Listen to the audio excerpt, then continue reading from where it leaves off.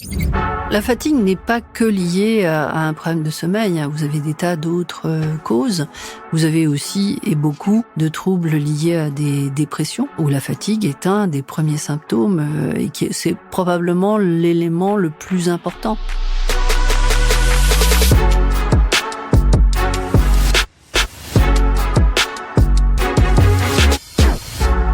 Vous n'êtes pas sans le savoir, la qualité de sommeil des Françaises et des Français ne s'améliore pas. Selon les chiffres, environ 40% d'entre nous souffrent aujourd'hui de troubles du sommeil.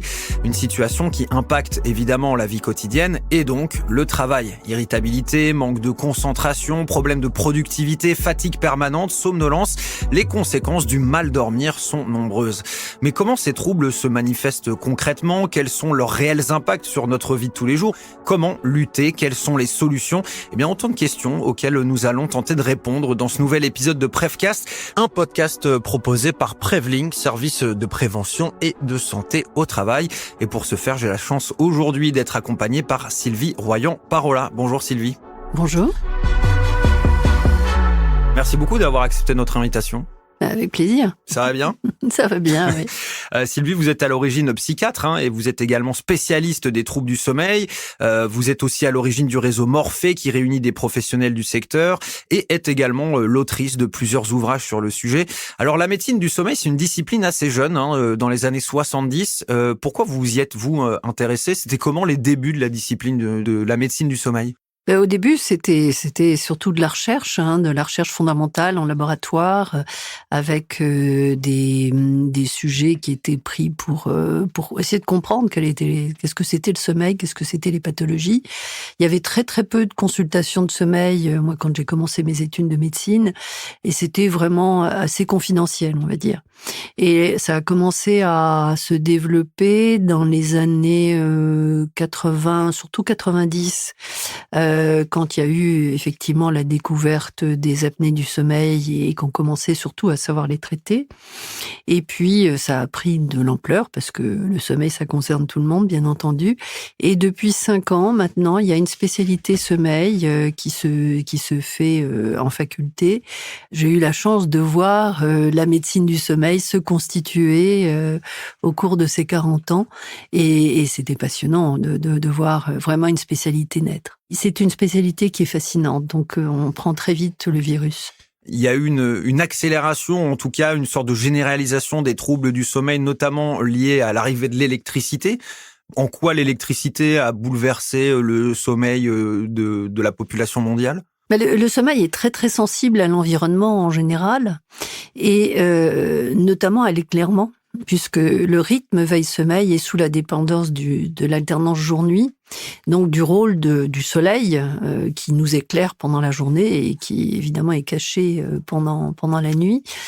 Et du coup, la découverte de l'électricité est venue un petit peu rompre toute cette belle harmonie et cette cyclicité qui était physiologique et biologique pour introduire un élément perturbateur, notamment le soir, puisque effectivement ça va allonger notre soirée et même ça peut aussi perturber nos nuits si on n'est pas dans le noir. Pour dormir, il faut être dans le noir, dans le silence.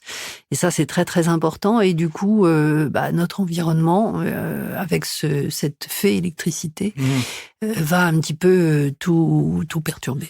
On en est où niveau qualité de sommeil en France? Je l'ai dit dans l'introduction, de plus en plus de Françaises et Français souffrent de troubles du sommeil.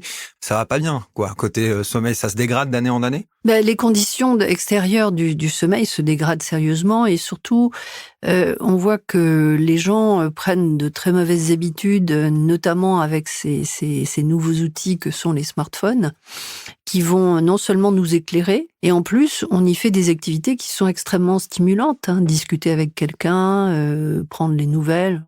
On augmente notre niveau d'anxiété et on augmente aussi notre engagement dans quelque chose qui est de l'ordre de l'activité et de l'éveil.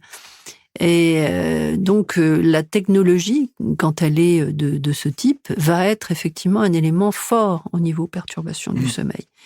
Donc le sommeil se dégrade et on voit effectivement des gens qui s'endorment plus tard, qui dorment pas assez, voire qui interrompent leur sommeil dans la nuit et du coup des gens fatigués le matin. On commence à voir une généralisation des troubles du sommeil dans la population mondiale ? On voit des franges de la population qui ont vraiment un très mauvais sommeil, et ce sont souvent les actifs, disons 35-55 ans, qui souffrent le plus par rapport à ça, parce que c'est probablement ceux qui sont dans la vie active, donc effectivement avec un travail qui est souvent prenant, qui sont souvent investis dans leur boulot aussi, et on voit des temps de sommeil qui diminuent drastiquement. Il y a 25 à 30% de cette population-là qui dort moins de 6 heures. Donc c'est notoirement insuffisant, parce qu'on n'a pas 25 à 30% de gens qui sont des courts dormeurs. Ça existe, les courts dormeurs, des gens qui ont besoin effectivement moins de 6 heures.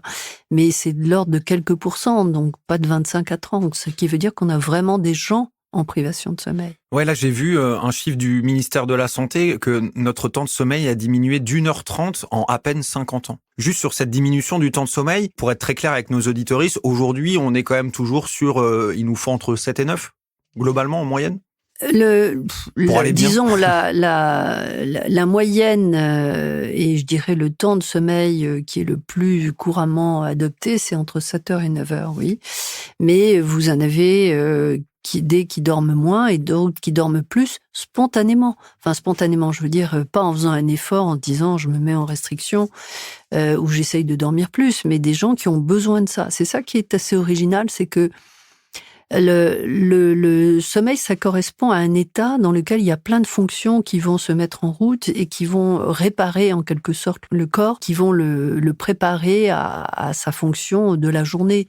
Donc ça va toucher la mémoire, ça va toucher l'apprentissage, mais ça va toucher aussi la régulation cardiaque, la régulation immunitaire, avec les défenses immunitaires qui sont construite au cours du sommeil, mais ça va aussi réguler le métabolisme. Par exemple, on sait que les gens qui dorment pas assez vont prendre du poids.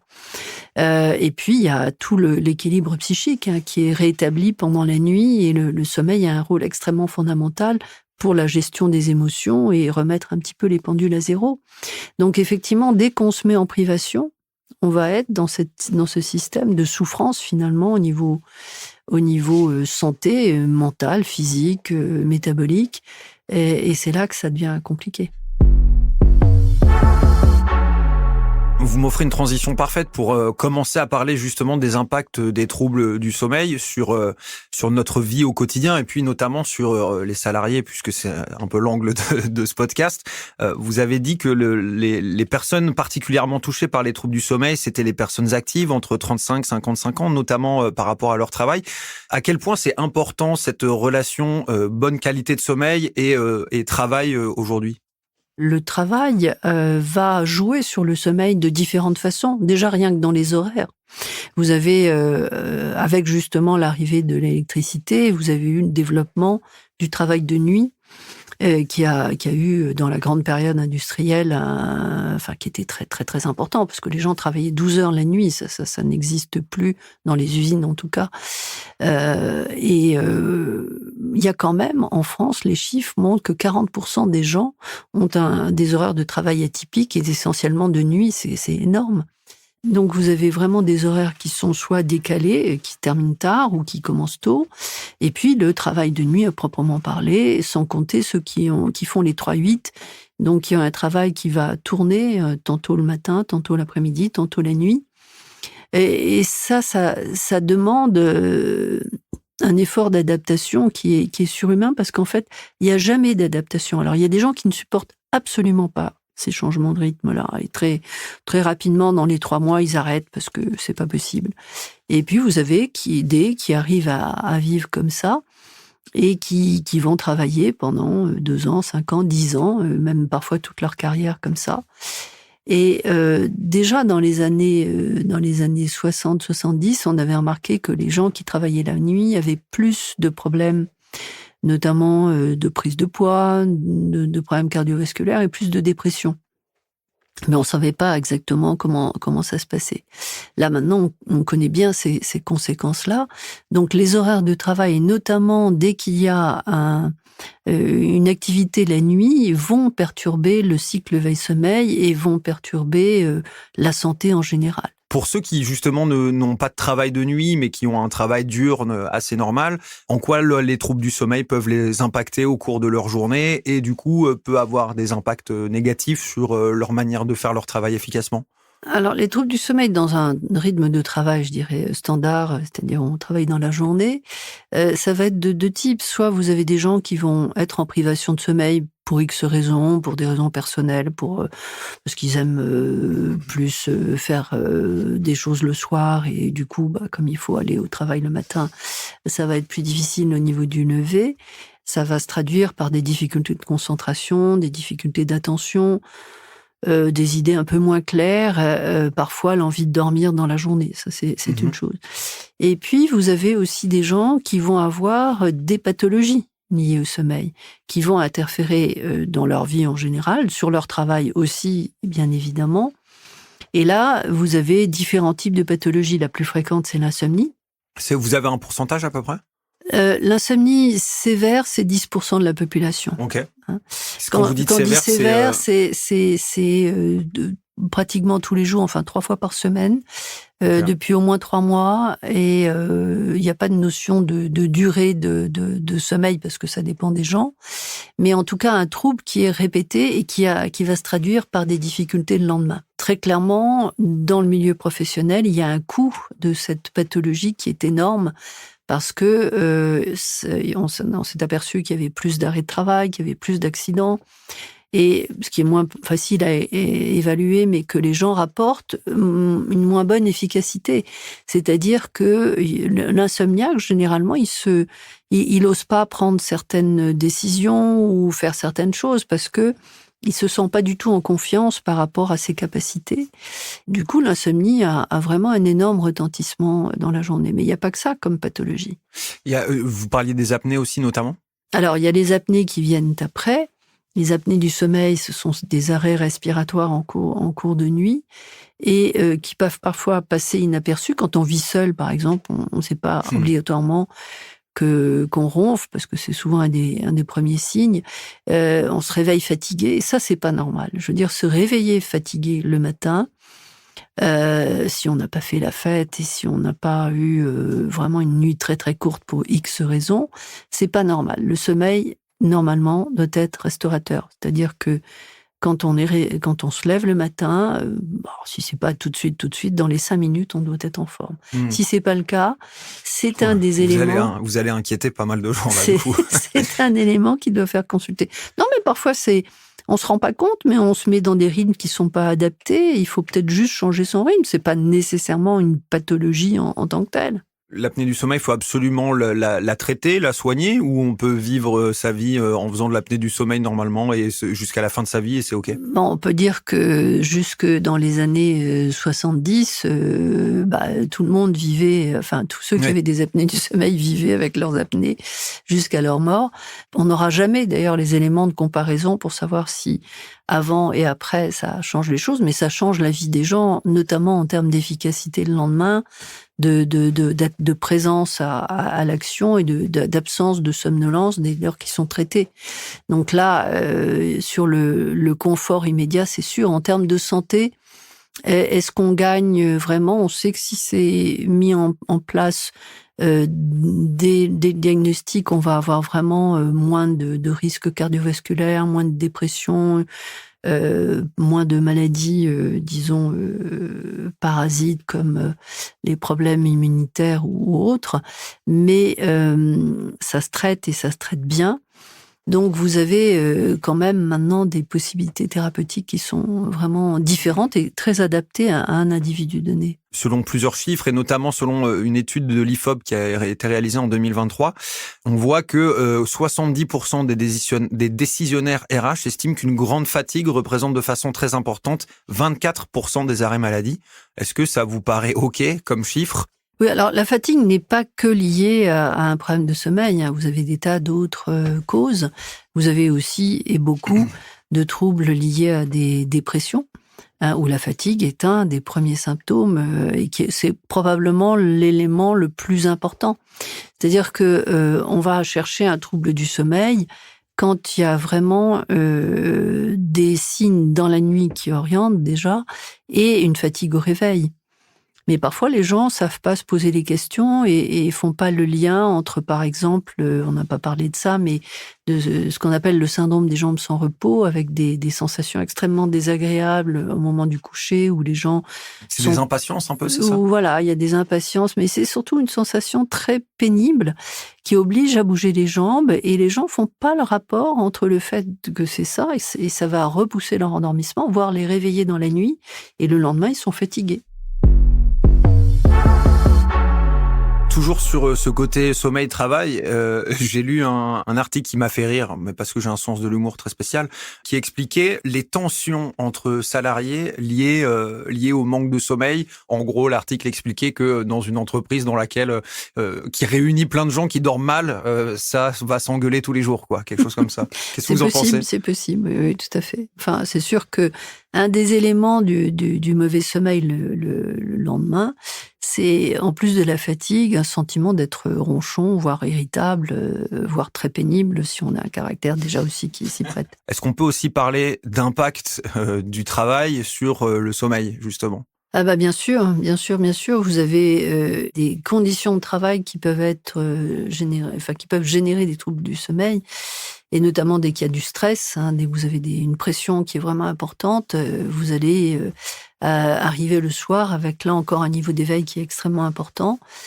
Souvent beaucoup de choses dans la tête qui vont tourner et qui vont faire que la nuit va être mauvaise. Alors, si vous n'êtes pas insomniaque au départ, vous allez connaître des périodes d'insomnie.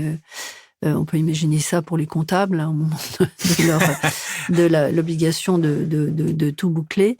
Mais vous pouvez avoir aussi des périodes de stress liées à des situations de travail particulières. D'où l'importance, si vous voulez, de faire vraiment un sas le soir et de prendre l'habitude de ne pas travailler le soir avant d'aller se coucher. Avant de parler des solutions, est-ce que vous pouvez un petit peu m'établir une liste de symptômes pour pouvoir potentiellement aider nos auditeuristes à savoir s'ils sont en train de souffrir de troubles du sommeil mais sans vraiment le savoir? Dès lors que finalement on est fatigué le matin, qu'on a le sentiment d'avoir mal dormi, là il faut aller consulter. Déjà, en parler à son médecin, et pas en parler en fin de consultation alors que le médecin n'a plus de temps. Après, vous avez un questionnaire en ligne qui est fait par le réseau Morphée, qui aide beaucoup pour préparer sa consultation, qui s'appelle questionnaire-du-sommeil.fr. Et là, à la fin, vous avez un espèce de petit bilan qui est téléchargeable en PDF et qui aidera votre médecin aussi. Donc, différents moyens pour avoir cette impression qu'il se passe des choses dans notre sommeil qu'on ne connaît pas. C'est facile à trouver, un médecin du sommeil? Alors, trouver un médecin du sommeil, c'est pas complètement facile n'importe où. Néanmoins, maintenant, vous avez quand même une offre de soins dans cette branche-là qui s'est beaucoup, beaucoup étoffée. Je dirais que pour prendre les troubles du sommeil les plus fréquents, comme les apnées du sommeil, le syndrome des jambes sans repos, c'est relativement facile. Par contre, dans des insomnies résistantes, ça devient compliqué, et dans les gens qui dorment trop, pour le coup, c'est pas facile, parce que c'est vraiment des centres hyper spécialisés. Il y en a très peu en France. Donc, mais vous avez aussi, quand vous savez pas, vous pouvez aller sur le site de la Société française de recherche de médecine du sommeil. Il y a tous les centres du sommeil en France. Donc, du coup, ça permet de trouver quelqu'un à proximité, ou en tout cas un service qui va vous dire vous pouvez aller voir telle personne. Quelles sont les solutions, pour essayer au maximum d'avoir un bon sommeil, ou en tout cas de le préserver?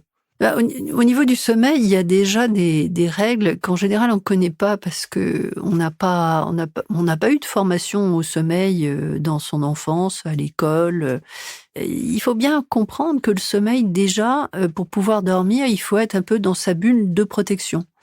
Parce que pour pouvoir dormir, il faut pouvoir s'isoler du monde extérieur. Sinon, on est trop parasité encore par le bruit, par la lumière, par la chaleur éventuelle. Donc, déjà, avoir une notion que quand on va se coucher, ça va être pour fermer les écoutilles et dire là maintenant, je me retire du monde, en quelque sorte. Et il faut préparer ça. C'est-à-dire que dans l'heure qui précède, il faut arrêter son téléphone portable, Ne pas regarder des écrans proches des yeux, mais par contre, vous pouvez regarder un film si vous voulez à la télé dans le salon, il n'y a pas de souci. Vous pouvez bouquiner, vous pouvez faire des tas de choses qui sont intéressantes pour vous, mais le portable notamment, vous prenez l'habitude de couper. Donc celui-là, vous le mettez à l'écart et on n'en parle plus jusqu'au lendemain matin.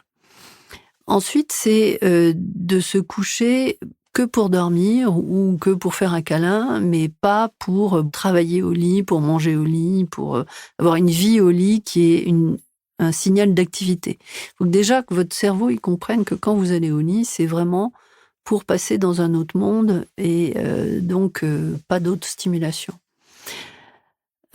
Ensuite, si vous vous réveillez dans la nuit, ce qui peut arriver à tout le monde, hein, déjà il faut se dire que c'est normal. C'est pas anormal de se réveiller. Ce qui est pas normal, c'est de ne pas se rendormir, de se rendormir assez vite. C'est-à-dire, si on se rendort pas dans le quart d'heure, là, c'est qu'il y a un souci. Et si on commence à tourner, retourner, etc., il faut vraiment se lever, aller faire autre chose, aller se boire une tisane, aller bouquiner un peu pendant un quart d'heure, 20 minutes, et aller se recoucher après. Ça permet de pas rentrer dans un truc qu'on n'arrive plus à maîtriser du tout en restant dans le lit. À ce stade, pour résumer, il y a un côté donc smartphone 1 heure avant sur le côté. On essaye de faire en sorte de bien régler la température de la chambre parce que c'est important, de se couper complètement de la lumière. Il faut vraiment dormir dans le noir absolu, c'est important. Le silence absolu également. En fait, c'est une séparation mentale de fou, quoi. Oui, bah c'est en fait se mettre dans des conditions où le sommeil peut arriver. Si on met dans des conditions où on peut pas. Vous aviez raison d'insister sur la lumière parce que souvent les gens ne se rendent pas compte que même un petit voyant d'une prise ou d'un appareil qui est en train de se recharger peut être perturbant. Puis il y a des gens même qui mettent aussi des lumières ou les lumières qui passent au travers des volets parce que ils sont à côté d'un lampadaire. Ensuite, le matin, quand on se réveille, il faut surtout oublier complètement les fonctions snooze où vous repartez pour 2 fois, 5 fois, 10 fois le truc avant de vous lever. Si vous devez vous lever à une certaine heure, vous vous levez à cette heure-là. Sinon, si vous pouvez rester au lit, vous commencez pas à casser votre sommeil une demi-heure avant par cette fonction-là. Et quand vous vous levez, il y a aussi un rituel de lever en réalité. Essayez de ne pas vous lever vraiment strictement au dernier moment parce que c'est très stressant. Essayez de vous prévoir un petit peu une marge pour avoir le temps de prendre un petit déjeuner ou de faire des étirements ou d'être dans un éveil progressif. Oui, pas que ce soit vraiment genre bim, réveil, je mets un pied par terre et ouais, là je saute dans mon slip, dans mon truc. Genre non, c'est terrible ça. C'est augmenter direct le niveau de stress et du coup vous partez sur un mauvais pied quoi. Et après il y a la journée. Parce que le sommeil, ça se construit dans la journée. Et il y a 2 paramètres qui construisent le sommeil de la journée. C'est le fait de s'exposer à la lumière du jour et sortir dehors au moins une demi-heure, plutôt 1 heure, pour marcher et voir la lumière du jour. Okay. Et la deuxième chose, c'est l'activité physique. Alors, c'est une activité physique adaptée en fonction de l'âge. Quand vous êtes jeune, ça va être un jogging. 20 minutes de jogging, ce sera parfait tous les jours. Et si vous êtes plus âgé, ça va être une marche ou autre chose. Mais faire quelque chose où votre corps bouge, parce qu'on est dans une société qui est de plus en plus confinée par rapport à notre vie d'avant où on était dehors, dans les champs, etc. On voit plus la lumière du jour et on bouge plus. On peut pas être fonctionnel 24 heures sur 24. On est des êtres cycliques et ça, c'est très, très important de garder ce rythme-là. Qu'est-ce que vous pensez de la sieste ? La sieste, c'est très bien, dans le sens où, pour des gens qui sont un peu en privation de sommeil, notamment, ça va permettre de retrouver une efficacité, une clarté au niveau de l'esprit qui est vraiment très intéressante dans une sieste brève d'une 20aine de minutes. Et l'intérêt aussi, c'est que c'est, dans la question de rythme, c'est une harmonique du rythme de 24 heures. C'est à 6 heures. Après le lever. Donc, effectivement, c'est un moment qui permet de décompresser et de retrouver une efficacité dans la journée. Si vous aviez un conseil, une phrase pour qu'il dorme mieux ? Je crois qu'au niveau du sommeil, il faut pas se mettre la pression. Il faut suivre son rythme, mais garder aussi dans l'idée qu'il y a un rythme qui est autour de nous, qui est celui de la Terre, qui tourne autour du Soleil, et donc respecter ce rythme-là. Eh bien, merci beaucoup, Sylvie Royan-Parola, d'avoir été avec nous aujourd'hui. Vous avez un ouvrage qui est sorti il y a pas longtemps. Alors, j'ai vu votre bibliographie, vous en avez pas mal. Vous avez quelque chose en ce moment en préparation ou un livre que vous avez sorti récemment ? Notre sommeil, une urgence absolue, aux éditions Odile Jacob. Oui. Ça marche. Merci beaucoup d'avoir été avec nous dans ce 4e épisode de Prefcast. Prefcast, qu'est-ce que c'est ? Vous le savez très bien, c'est le podcast prévention au cœur du travail.